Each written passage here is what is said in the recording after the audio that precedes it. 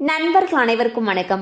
இன்னைக்கு நம்ம அந்த வீடியோல மகளிர் உரிமை தொகை குறித்து மிக முக்கிய புதிய தகவல் வெளியாகி இருக்கு. ஸோ அதை பத்தி தான் இப்ப நம்ம பார்க்க போறோம். தமிழக அரசின் மகளிர் உரிமை தொகை திட்டம் தொடர்பான புதிய வழிகாட்டுதல்கள் தற்பொழுது வெளியாகியுள்ளன. அதன்படி அரசு வழங்கக்கூடிய பல்வேறு சமூக நலத்திட்டங்களுக்கு இடையே வெளிப்படைத்தன்மையை உறுதி செய்யும் வகையில் ஒரு முக்கிய கட்டுப்பாடு விதிக்கப்பட்டுள்ளது.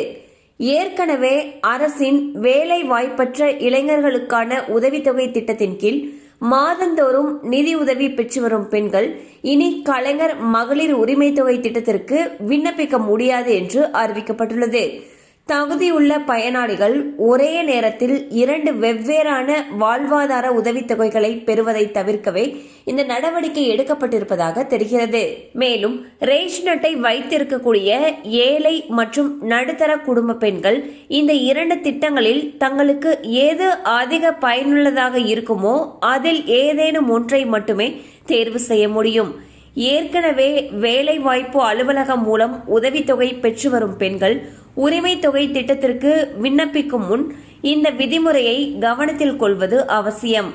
அரசின் இந்த தெளிவுபடுத்துதல் தகுதியுள்ள மற்ற பெண்களுக்கு முன்னுரிமை அளிக்கவும் திட்டத்தின் பலன்கள் சரியான நபர்களுக்கு சென்றடைவதை உறுதி செய்யும் நோக்கிலும் அமைந்துள்ளது.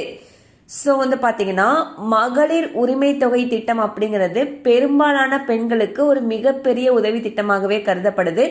இந்நிலையில் அரசு ஒரு புதிய வழிகாட்டு நெறிமுறையை அறிவிச்சிருக்காங்க. அதுல என்ன சொல்லியிருக்காங்கன்னா, நம்ம வேலை வாய்ப்பு அலுவலகம் மூலமாக அந்த வேலை வாய்ப்பு இல்லாத பெண்களுக்கு வரக்கூடிய உதவித்தொகை யார் யாரெல்லாம் வாங்கிட்டு இருக்காங்களோ அவங்க மகளிர் உரிமை தொகையை பெற முடியாது, அல்லது அவங்க தேர்வு செஞ்சுக்கலாம். அதாவது மகளிர் உரிமை தொகை திட்டத்தின் மூலமாக வரக்கூடிய இந்த தொகை வேணுமா, இல்ல வேலை வாய்ப்பு அலுவலகம் மூலமா வரக்கூடிய உதவித்தொகை வேணுமா அப்படிங்கறத அவங்க தீர்மானிச்சு, அதாவது ஒரு திட்டத்தின் மூலமாக தான் பயன்பெற முடியும்னு சொல்லியிருக்காங்க.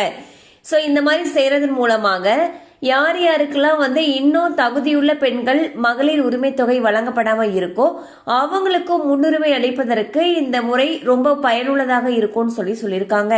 கண்டிப்பா இந்த அப்டேட் உங்களுக்கு பயனுள்ளதா இருந்திருக்கும் நம்புறோம். மேலும் இது போல அப்டேட்ஸ் உங்களை உடனே ரீச் ஆகணும்னு நினைச்சீங்கன்னா நம்ம சேனலோட தொடர்ந்து இணைந்திருங்கள்.